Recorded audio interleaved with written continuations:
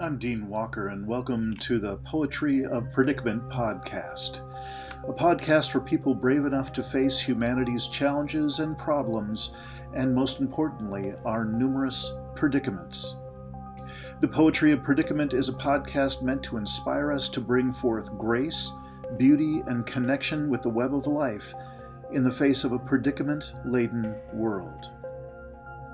Our guest today, Medium columnist and author Richard Hennerley, in which he shows us how great writing can help us find inspiring and piercingly true new stories for our times. Richard Hennerley.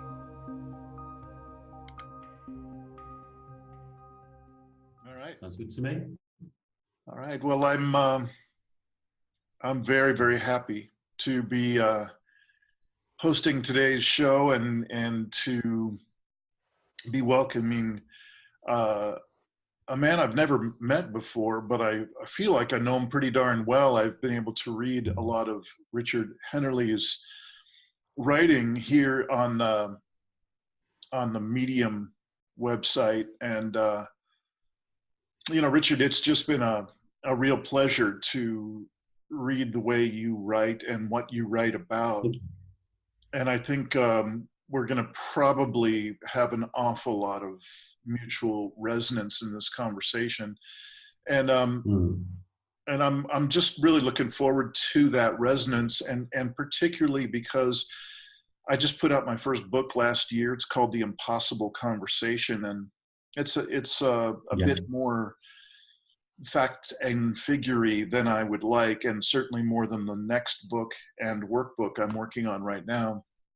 And when I got to reading your articles, I just find you have a bit more of a lyrical quality. You have a bit more of, you just have a better way with words, and I think you have a more natural feel for what it is to write than I do. So I've been reading your stuff from that light, and it's just been a delight. Oh, thank you for coming to me. And I guess what I'd like to do is just ask, would you mind introducing yourself a little bit and saying whatever you'd like to be known about you, your history, what got you to this place of writing the way you do and what you write about, and then let's find some of your writing to talk about a little bit. Okay. Well, how did I get here now? This is that's a good question. Well, I've done lots of things really in my life. The first 40 years of my life, the first 40 years of my life were the same as anybody's really. I started my own businesses when I was 28, worked for myself throughout until my mid-40s. Became reasonably wealthy, in fact, and then kind of in a period of 3 years, everything went wrong. Everything went wrong all at once, and I lost everything. And at the age of, I don't know, the age of 48, 49, I kind of had to be in a position of actually just starting again, which is what I've really been doing for the last 5 years. It hasn't been easy. And I think that's when my writing started, was during that period. It was kind of a way of distracting me from the goodness of the existence I was living. And I think that, there's nothing bad from which good cannot come. And from that period in my life, I think it gave me a lot more kind of empathy with other people. And it made me realize that, you can read these self-help gurus and these people are commenting on life and your life and his life and that life. And there's always this kind of implicit assumption in that, which is that if things aren't working for you, it's your fault. And I kind of realized from my own experience actually that quite often it's not your fault, because sometimes you are just literally a victim of circumstances, and I kind of kicked any slight sympathy I might have had for kind of right-wing politics into touch as well when I started thinking like that. Because I realised that, within humanity, I think there's probably 10% of people who will always do well, in whatever situation you put them in, they will always survive, they will always get ahead, they will always do well. There's 10% of people who are, for whatever reason, always going to struggle. But then there's 80% of us, and the 80% can go either way. And with, you know, a little bit of help, you know, and a hand here and a good, you know, good, strong education there, they can do marvelous things. And that's historically, I think we can see this because after the war, certainly in Europe, we entered a period of kind of, you know, redistribution of wealth, free education, free healthcare. So there was a lot of support for, you know, that 80% of the population. And if you look at that period from after the war up until the 80s, society changes incredibly. You know, there's this massive social mobility. There's an explosion in arts and in culture and in science, and it's all because this 80% of the population that previously just been shoved away and everybody forgot about them suddenly given access to the means to express themselves, the means to learn, the means to develop, the means to create. And unfortunately, what happened, you know, I think probably about the stage, the Reagan Thatcher stage, is those people who have felt threatened by, you know, people moving up from the working class to the middle to the upper class, they kind of kick back and they start wanting to get everything back. You know, we have this austerity now, and we have, you know, the social welfare state in Europe being attacked. We have declining standards of education, declining standards of healthcare. And it's like some people somewhere have decided that 80% are doing quite well. No, we don't want that anymore. We've got to pull them back. Unfortunately, I think, you know, we all suffer for that because, you know, we're in this, lots and lots of creativity is, you know, and knowledge and talent is just being ignored now. And I think that's the reason why, you know, we are definitely politically we're slipping back. Culturally, we're slipping back. I mean, look at Donald, bless him. I mean, what kind of expression is Donald of a culture? You know, what does that say about the culture? You know, Donald is, you know, this idiot with orange painted strange person is the president of the country. You know, it's horrific. You know, who will be next? J-Lo, perhaps. Don't know. You know. And yeah, and it's very wrong because all this is, as I mentioned earlier, all this is happening. This kind of idiotization of our society is happening at a time when the challenges of humanity are you know, the greatest they've been in centuries, if not ever, basically.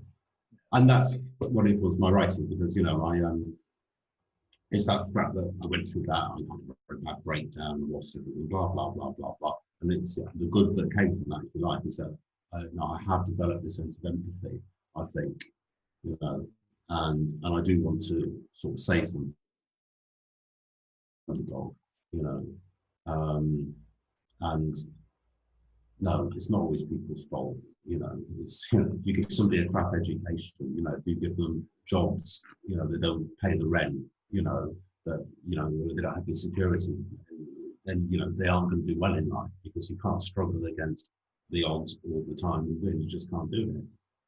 Yeah. So that's me. Mad as an actor. I kind of, as I mentioned before, I predicted you and I would be very much on the same page about the things you've just been saying. Let me see if I can get. There we go.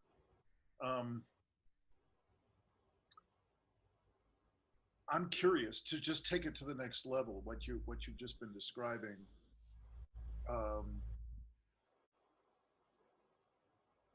I think we're particularly narrow-minded and short-sighted here in the USA, and I'd be curious what you could tell me about what you see with regard to Brexit and how that fits into that kind of slipping back, that kind of de-evolution that you were just describing, and or if you have some other view of it. I don't really know what where. Okay, I probably have another view. I think there's a lesson to be drawn here is that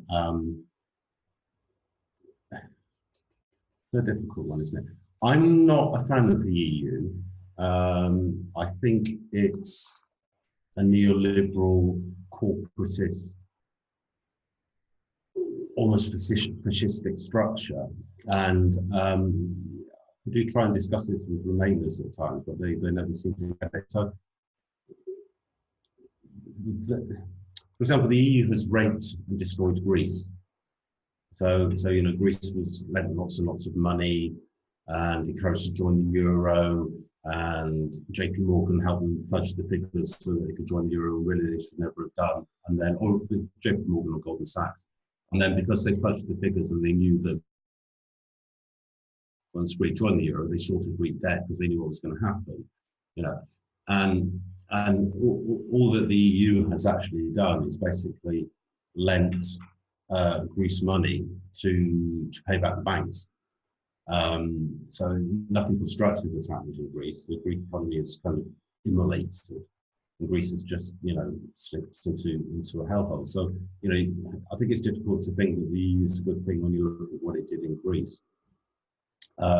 And also, you have to acknowledge certain things about the EU. For example, recently it's got tied up in an agreement called CETA, which is a trading agreement with Canada,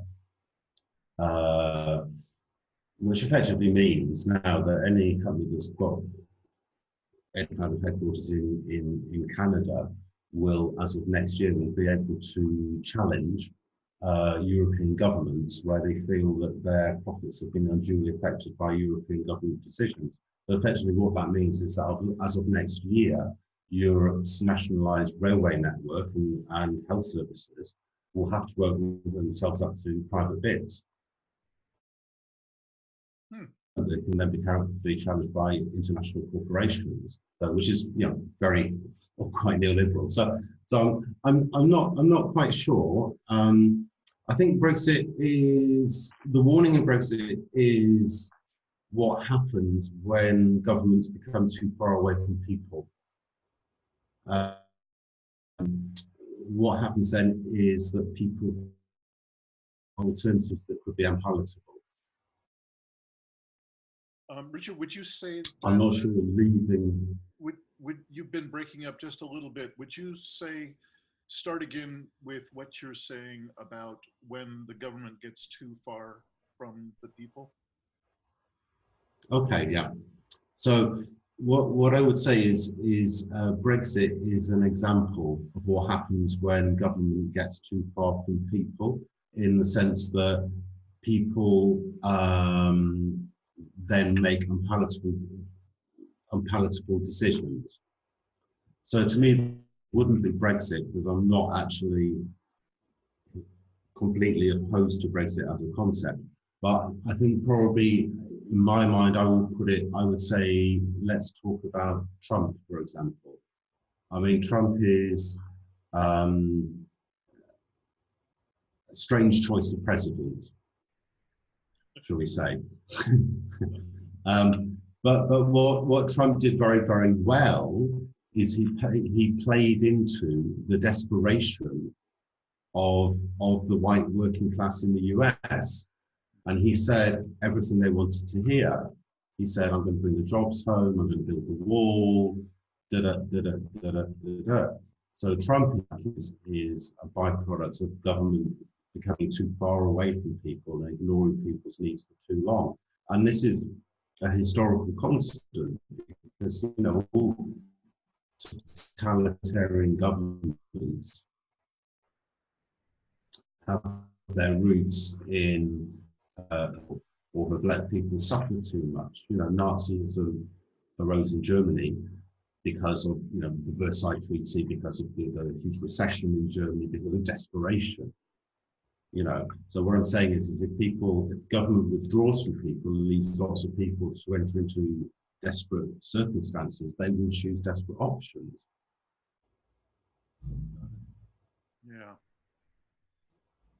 Well, thank you for that, and you've been answering all along another question that I wanted to ask, which was, really, how do you see what's going on in the States, and how do the folks in your circle of friends and so on, how do you all see what is going on?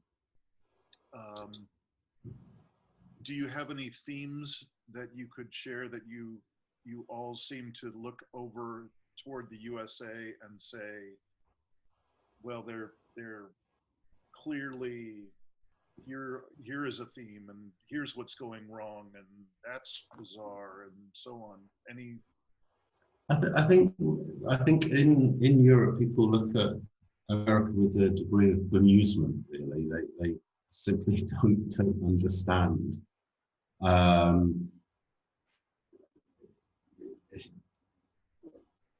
It's just very, very hard to understand why you have a man as Trump as president, because I mean he is, and I'm not singling out Trump in particular. I'm not saying that he's massively worse than Obama or massively worse than Bush, because if you look at it in strictly in economic terms, or how many bombs they drop, or blah blah blah blah blah, in reality, Trump is simply part of the continuum of American presidents who have gradually launched more and more wars, dropped more and more bombs, and given more and more money to the rich. So Trump isn't different in that sense. He's just part of the same continuum. I think the thing with Trump is his sheer bloody ignorance, and the 24-hour tweeting, and the making fun of reporters with handicaps, or calling Mexicans rapists, or and this is a kind of removing of the mass from the people that rule us, which hasn't previously been seen. And I think that I'm sure it was a surprise to a lot of people in America as well. But certainly, this kind of government by Twitter thing is just is insanity. Yeah. And I don't know. I suppose as well. I mean, personally, I think the America I knew when I was 20 years ago or 30 years ago, and I look at the America that I see now, and I just think it's incredibly sad, because it's such an incredibly wealthy country with so much going for it, and so many incredible intelligent people, and it's just all gone a bit wrong. Yeah. And I kind of wonder where it will end. Yeah, there's no question that immense numbers of things have gone wrong. I'm digging around here, and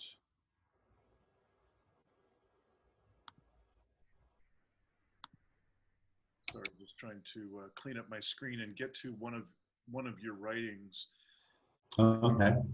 I'm certainly not limited to the ones that I've chosen, but I'd like to just kind of give you a sense of what caught my eye a while back. Okay. Let me connect with you.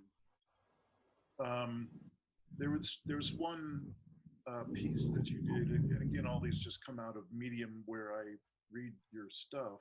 Is it just for the heck of it? Do you have other places where we can put them on the screen now and have people be able to find you? Is Medium the best place? Well, I mean, obviously I write on Medium, and apart from that, everything else I've done really is on Amazon, basically. And I've literally just published a book. Well, I mean, it published it over the weekend. It appeared today on Amazon, and it's called The Factory. And that one is really all the tales, some of the tales, for example, that are on Medium, that have a bit of a harder edge, and involve the evil politicians and economics. And then last week also I published another one, which is called "And If Love Was an If." Could you say the name again? And If Love Was an If. And that's the tales that really are about empathy and care and truth and justice. And when I'm not writing on Medium, what I do is I set my little short tales in a kind of alternative universe called Anywhere, the land of Anywhere, which is very similar to a place near you. And I suppose it's just a reversion to telling parables, like in the olden days. You know, I think it's much more easy to present what could be an unpalatable truth if you mix it in with a bit of fiction and a few fairies and some trolls, set it in a mythical land.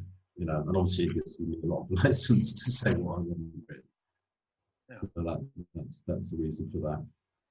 Well, that's one of the things that definitely caught my eye early on was this how the system screws you is the essay. And the biggest part of that essay is couched in Once Upon a Time. Correct. Yeah. From the land of Anywhere. Yeah. And okay, so you can see me, yes? I can. Okay, so the preamble is so life for ordinary people in the US gets more difficult every day.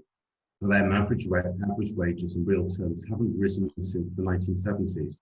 On average, they live 10 years less in the European Parliament, a result of crap food and legal prescribed opiate drugs, the worst healthcare system in the industrialized world, and plain old-fashioned desperation. Every day is a struggle against mud jobs, crumbling second world infrastructure, an education system that is so bad that 19% of high school leavers in the US are functionally illiterate, compared that with Cuba, which has a rate of 0%. A political class that serves the elite and the corporations who pay for it, and no one else, and a mainstream media that pumps out lies 24/7. Meanwhile, the rich, the 1%, never had it so good. They're richer now than they've ever been, and income and wealth equality in the US is now at an all-time high. And why? Because of the system. The system does what it's designed to do. It hoovers up money, opportunity, and life chances from you to them. This is how the system works. Once upon a time, many, many years ago in the land of Anywhere, in a world long since forgotten, there was at one time a kind of golden age. It was not, it has to be said, an age that was perfect, but it was agreed by almost all that it was an age that was much, much better than that which had gone before. That time is best described by quoting from a well-known article, one historical document contemporaneous to the period. After generations of struggle against social injustice and two catastrophic and immensely bloody wars with the nearby land of another place, in which the ordinary folk had died suffered to a catastrophic degree, it was decided by all except the rapaciously rich that things had to change. From that point on, ordinary folk were given access to free education, free healthcare, pensions, benefits to help those who fell upon hard times, and all the advantages of what you would know in your world as a welfare system. New taxes were introduced to redistribute some of the vast sums of money accumulated, mostly from stealing, cheating, and aggressive tax avoidance by the wealthy and the aristocracy, known in the land of Anywhere as the greedy 1%. Political reforms introduced to break their stranglehold over the political and economic life of the country. Additionally, the right to vote was given to all. And the land of Anywhere blossomed, for it was found that a populace free from hunger and illness that was properly educated and cared for produced huge numbers of talented men and women who previously had languished due to poverty and lack of opportunity. These talented men and women drove the land of Anywhere to new heights of success, founding businesses, employing people, making a mark in the world of politics, science, medicine, and culture. Slowly but surely, the dead grip of the 1% who had dominated and controlled the land of Anywhere for as long as anyone could remember was broken. And the psychopathic, greedy 1%, the devil's children, hated this new world, this new bargain and better society, and all it stood for. They vowed to destroy it. A political and economic way of running the economy and society that ensured that those who operated the system, that being the greedy 1%, would always get richer, and you, the ordinary folk, would always get poorer. The system dressed itself up as democracy, but this was a lie. For whenever an election came, The system would invest time and energy into a demographic analysis of voters' thoughts, opinions, and aspirations, discerning and identifying from the research distinct voter groups. The system would then appoint one of its puppet politicians to be a candidate to represent each of these voter groups. The puppet assigned to each group will promise to deliver whatever it was that that group was hoping for from the election, as previously deduced from the research. Once elected, however, the chosen puppet would obviously ignore the wishes of those who had elected him or her and act only in the interest of the greedy 1%, the puppet masters. Thus it was the system ensured that whoever won the election, the system won the election. And the system got away with this blatant fraud because it was ably supported by the means of communication, which was, of course, owned by the greedy 1%. No lie was too blatant or obvious means of communication. Indeed, it no longer functioned as anything that could be remotely called journalism. It was simply the propaganda mouthpiece of the system, churning out lies and distortions every hour of every day of every year. Lies and distortions designed to manipulate the ordinary folk, that's you, and hide the machinations of the greedy 1%. And the system, supported by the means of communication, was proficient not only at telling lies, but also at creating whole stories to work their advantage. These were called false narratives, sophisticated and intricate lies, supported and disseminated not only by the means of communication, but also by scientists and not government operations, both supposedly independent but in truth reliant on the system for opposition for their position of funding. These stories, these false narratives, could run over periods of many years and were designed to take the concern and good intentions of genuine people and leave them up blind alleys. One of the most sophisticated false narratives in the history of anywhere was the fighting against terrorism narrative, which claimed, on the basis of lies and exaggeration, obviously, that terrorism was a major threat to our way of life that would require a generation-long struggle to combat. It would require wars to be fought in faraway lands and constant vigilance. And the wars to be fought in foreign lands were fought in countries that had no connection to terrorism whatsoever, but they were rich in natural resources that the greedy 1% wished to plunder and steal for themselves.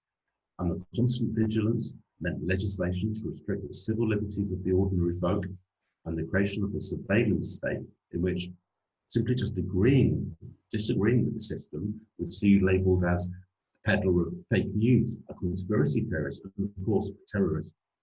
The real truth was that in the land of anywhere, you were more likely to be killed by a lightning strike than an act of terrorism. And the system was also ably supported in its crimes by the politicians, a loathsome, disgusting class of people made up almost entirely of liars, charlatans, thieves, fraudsters, and rapists. But the system didn't care for them. This was to its advantage. The politicians' bad habits made them easier to control.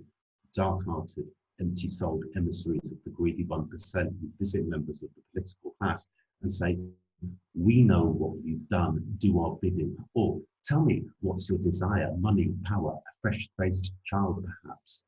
Do our bidding and you shall have whatever you want." By these means, the system controlled and used the politicians to further its aims. The politicians sent the children of the ordinary folk to die in unjust and illegal wars in far countries, not to promote further democracy, as the politicians claimed, but to rape and plunder the resources of those nations, to make ugly, perverse, and rich old men even richer. Furthermore, the politicians also served the system by legislating to increase taxes on the ordinary folk and cut them for the rich, to make the working lives of the ordinary folk ever more insecure, to spend more on arms and wars and less on education and health, to cut benefits and welfare. The politicians also worked on behalf of the system to make easier the process of worldization, by which the greedy 1% exported the well-paid jobs of the ordinary folk to slave labour economies and gave the corporations owned by the same greedy 1% legal powers that meant they could overturn the decisions of governments, thus enabling their rape and plunder of the land resources and destruction of the environment. And in many, many sundry ways they're not described, politicians worked for the system to make the lives of the ordinary folk harder and smaller. And the system was most ably supported of all by the financial system, led by the banks, and guess what, the banks and the bankers. Bankers, of course, are criminals of the most blatant and revolting kind, who operate within criminal organisations that the politicians declare legal by giving them the label of banks. And the bankers invented a new and wonderful financial system, one so corrupt that it was primed to periodically explode under the weight of its own criminality. And each explosion would result in a financial crisis. And the bankers would cry, "Give us money, or the financial system will fail, and there will be no food in the shops."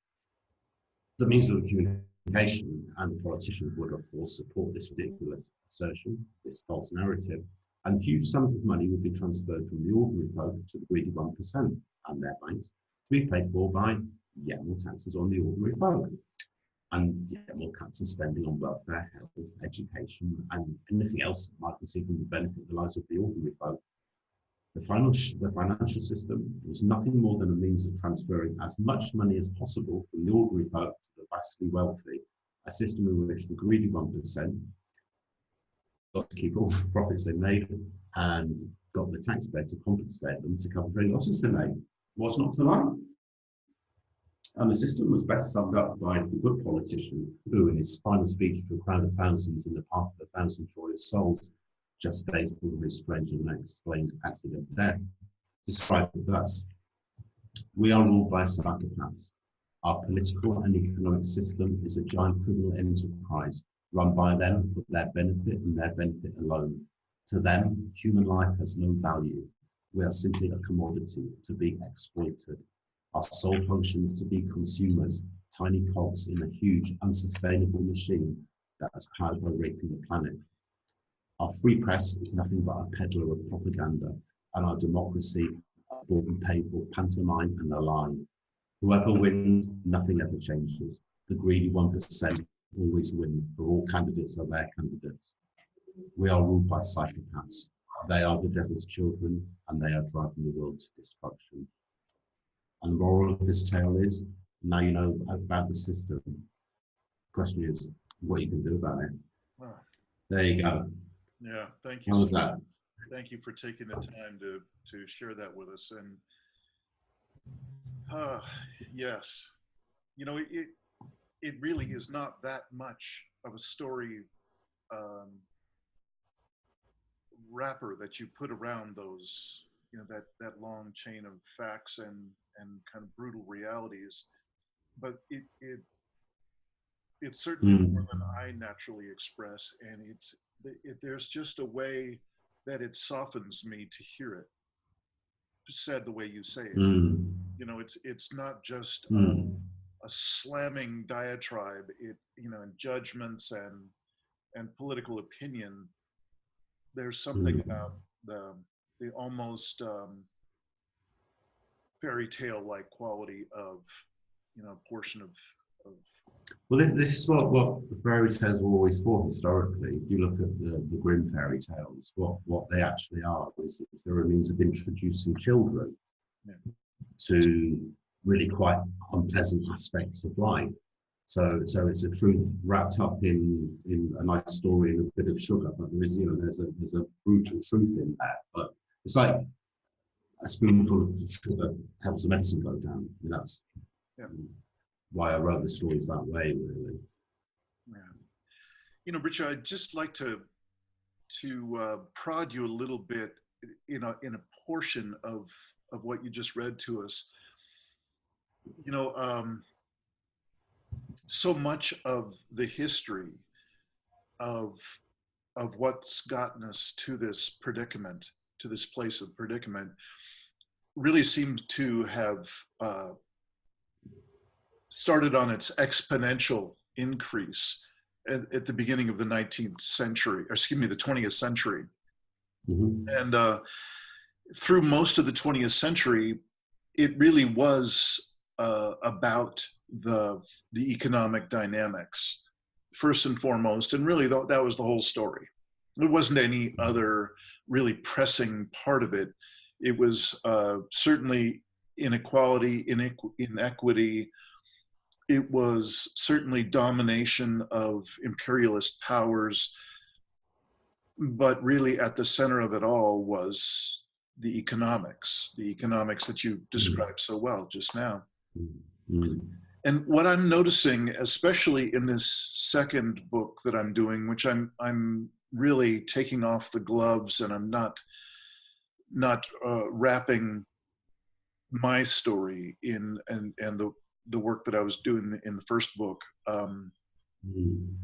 I'm not including much of the diplomatic, and nor am I spending a whole lot of time including the reference, all the hundreds of references that I put in. It's like people don't give a shit. So why should I work so hard?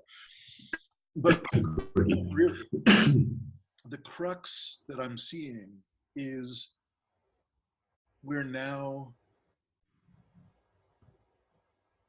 in a land and a time, all of us, where everything is at stake. So it's no longer just inequity and gee, we should have a fairer system, and you know that's not right, and so I'm going to take a stand, and I'm going to stand for this or that cause, and hopefully it'll be better, and on and on.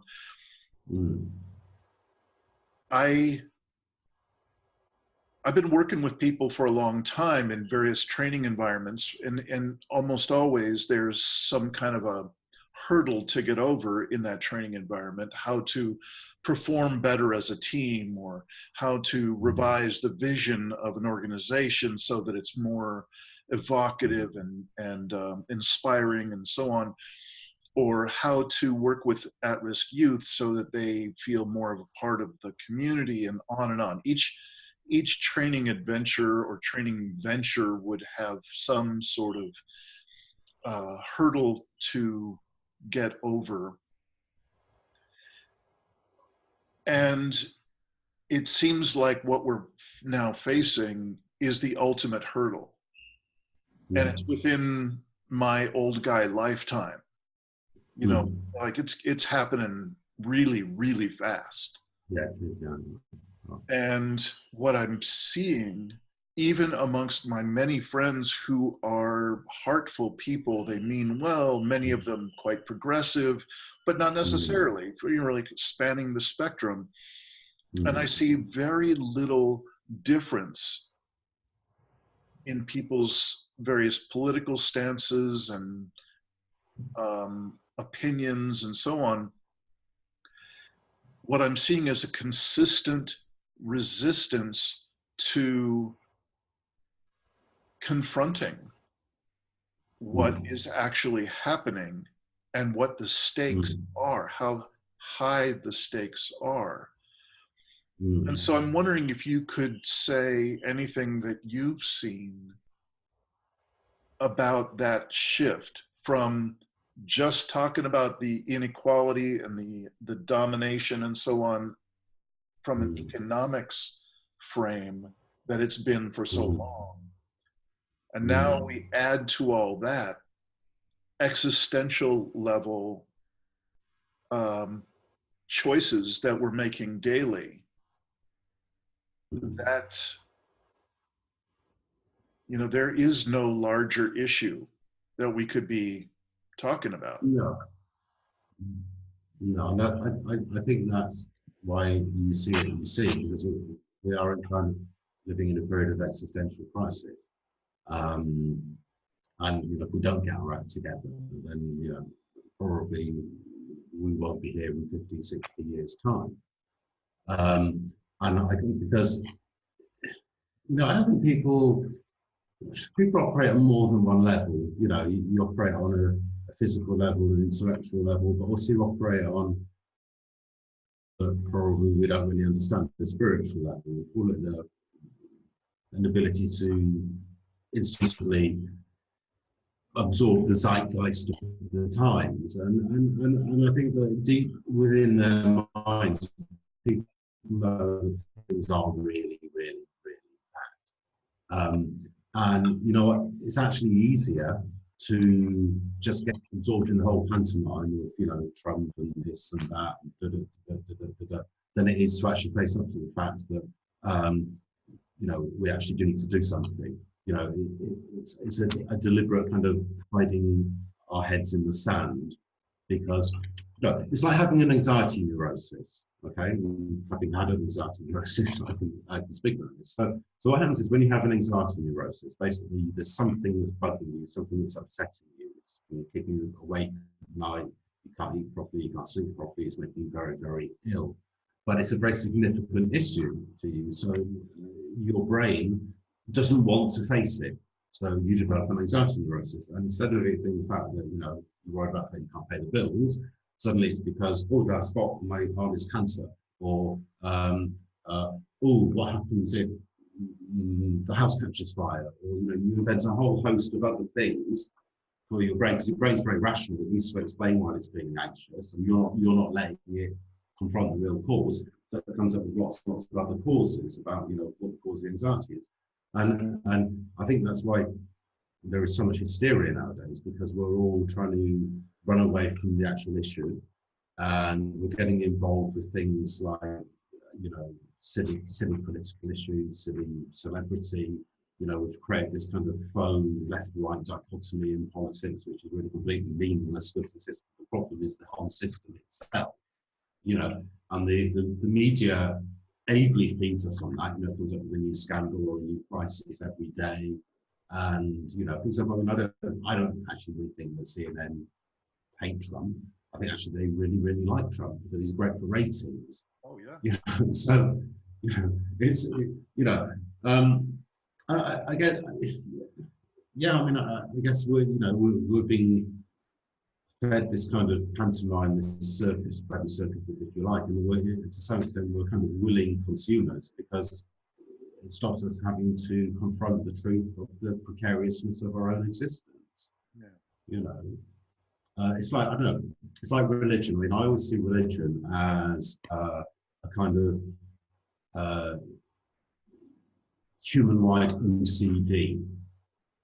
So religion is an attempt by our ancestors to impose some kind of meaning and control over a completely random and chaotic. The modern religion, if you like, is worrying about this, worrying about that.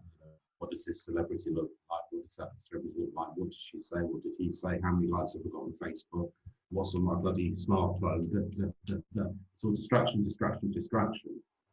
And it stops us looking at how things are, how bad things are. But I always think we are willing participants in it. And that's why I've always said that what's really needed is, it's not really about Trump or Brexit or whatever. They're all symptoms of the problem. They're not the problem. The system under which we live, the economic and political system in which we live, that is the problem. That's what really needs to be changed. And anything else is fluff and distraction. And it's actually been created to suck us all in. It's the blind alleyway of the false narrative, if you like. Yes.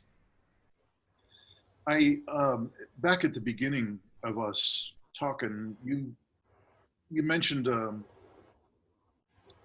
some hard times that you've experienced not too long ago, and I'm curious if we could blend anything you'd like to share about that process, going through what sounds like the eye of the needle for yourself. What I went through. A little bit about that, and what I'm getting to in making this, in forming this question for you, is there's just a lovely piece that you wrote acknowledging a young woman named Sophie Scholl. Oh yes, Sophie Scholl, yeah. An activist in Nazi Germany. She was a part of a White Rose group that you introduced us to. And there's a particularly moving quote in that that I'd love to close with, because it's really an extraordinary statement. She's facing not just pre or proto authoritarianism or Nazism, it's the real thing. She's neck deep in it all, and literally, I guess I won't go to the spoiler alert of how she's murdered by the Nazis in this life. But I'd like to, again, finish up with the quote that you include in that piece. And again, it's called "The Girl Who Fought the Nazis." And yeah, sure. So while you're looking, I just I'm struck when I ask that question a lot in terms of what are we really facing now, and what has people be so disengaged from the biggest issue that humanity's ever had to face. And I appreciate what you've said and what your various writings say about it.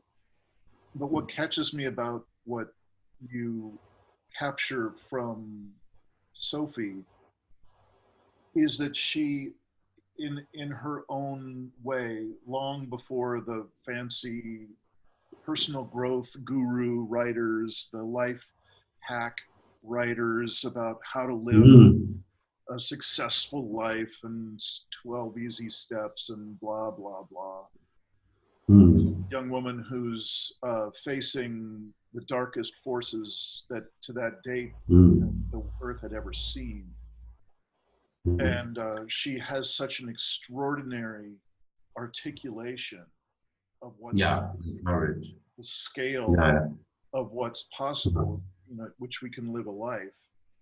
And also, she understands very, very well that you actually can't get involved in all the fluff and the nonsense and the whatever. You actually do have to take part, because, as it says in the quote I read, you can try and hide away from evil and totalitarianism and authoritarianism, but it doesn't make any difference, because it's still going to come for you in the end. So you might as well, as I said, my my maternal grandfather was Sicilian, and he used to tell me, it's better to die in blood than live in shit, which has some sense. I'll read the Sophie Skoll quote, because it is very good. Thank you. Okay.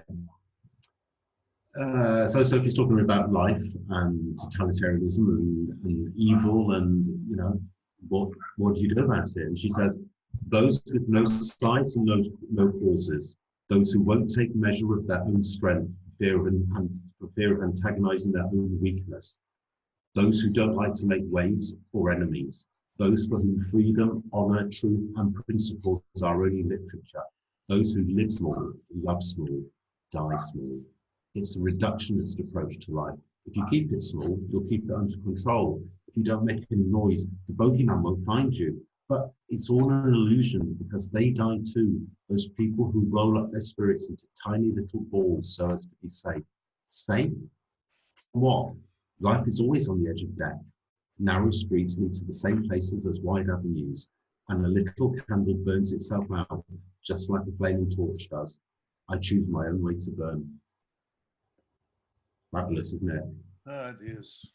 It is. And there's just one more short sentence I'd like to include from what you wrote, and that is Sophie believed in living big. She wanted to make waves, to be awkward, questioning, to shout, to protest, to live life full in all aspects. She understood that you cannot take sides in life. She understood that you cannot afford to not have principles. So I really thank you for that piece. Thank you. She's an extraordinary human being that I had never heard of before reading. She's an amazing lady. I wish I could write like she did. She wrote incredibly. I was that good. You and me both. So, as we're wrapping up our time together, Richard, is there anything else you'd like to share with people? We're talking about some. It's a little hard to find hyperbole in the conversation that we're in and the topics we're talking about.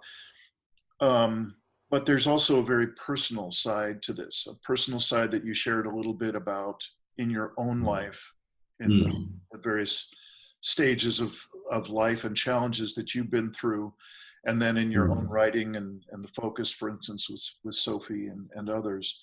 I'm wondering if you have anything that you'd like to kind of wrap this up with, a piece of context from your heart that you could offer to the folks that are watching this. I would just say, from my experience, I would just say that never judge people. You don't know what people are going through. You don't know what their background is. You know, you don't. Always give somebody that little bit of extra room to go on, and just understand that everybody comes from a different background, and not everybody's had your advantages. And it sounds really crass, but it's actually all about love. Because that's how I got through. I mean, I was in a terrible state. I was on antidepressants for 3.5 years. At one stage, I was addicted to diazepam drugs. Had to go through withdrawal, blah blah blah blah blah. And what got me through was the love of my partner, the love of my family, the love of my dogs. And all the money I didn't help because I lost it all by then. But even if I hadn't, it wouldn't have helped. So it's just, I don't know. It's like we're so much more important as people than we are as what we're supposed to achieve or we haven't achieved, or what we, it's like, let's put much more focus on love and care and empathy and understanding than buying a new iPhone or having money in the bank, or having a six-pack, or wearing a size 0 dress. We're all very, very frail. We're all only here for a very short time, and let's spend the time here with love and with care for ourselves, for others, and for the planet that we live on, and which sustains us. And also, that sounds a bit soppy, really, doesn't it? But that's actually what I think, basically. I just think we need a new paradigm, don't we? The kind of the economic growth for everything doesn't work. It's not going to work. It's going to kill us. Let's scale it all back. Let's go back to a simpler way of living. Let's put people before profit, and start a complete new, humanity version 2, if you like. We've reached that stage now where we did a complete break with the past, something else based on new principles. And from my own experience of surviving, because I did survive something that a lot of people wouldn't have done, it was love that got me through. There you go. Great. Well, Richard Hennerley, so good to meet you. So good to spend time with you, and thank you for sharing a little bit of your life with us, and a little bit of your writing with us, and a little bit of your obvious friendship and admiration for Sophie with us. Yeah, bless her. And although I am generous. I hope this isn't the last time that we get a chance to talk about these extraordinary times. This is a time to find our people, whoever they are, for each of us. And I just have so much resonance with your writing and with what you've shared. I definitely am inclined to call you one of my people. So thank you very much for that. Oh, thank you. Thank you. Likewise. And again, I look forward to checking in with you and seeing how much disdain and ill humor you can throw America's way in our next conversation. But I kind of throw it's not primarily aimed at, it's aimed at the political and economic system, really. I think America comes in for more of that kind of flack because, in the sense that it is the biggest, most powerful country in the world. So, people are always going to talk about America. And we're begging for it. Excellent. Good. Good. Richard, again, thank you so much. And I'll look forward to seeing your writing on Medium, and look forward to picking up your book when I'm next in the Amazon world. Thank you so much. I'll send you a couple of links. Cheers. Clap. God bless, Steve. Thank you very much. Bye. Another episode of the Poetry of Predicament podcast, produced by Dean Walker and the Living Resilience Alliance, www.livingresilience.net. Music today from Michael Hedges, as always, and also Port Blue Into the Sea.